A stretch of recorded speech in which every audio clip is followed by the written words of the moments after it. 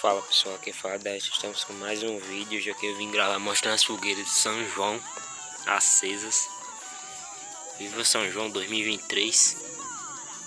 Tá meio nublado atrás de chover, mas deu pra acender a fogueira ainda. Tá até meia moeda, mas quando se pegar fogo não apaga mais não.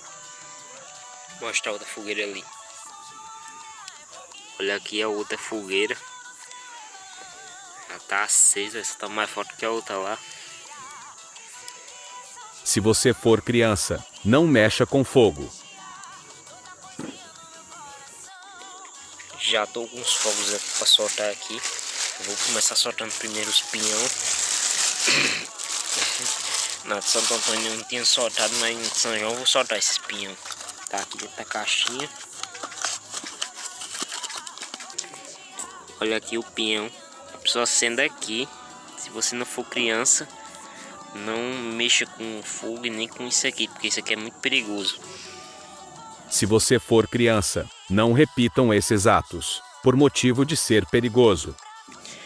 Aí vai ter que acender aqui, bota ele no chão, ele vai começar a acender, vai virar e começar a rodar aqui. Tem que ser no calçamento liso. Vou acender aqui para mostrar para vocês. Vou acender aqui, galera.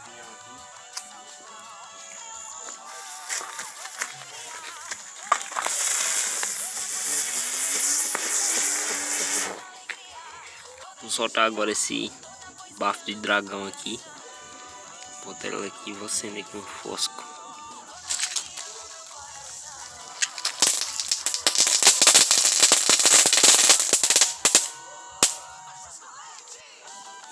Vou soltar agora esse traco palito aqui para vocês verem.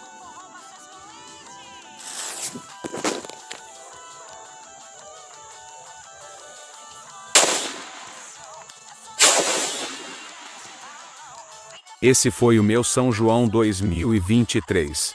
Em breve São Pedro.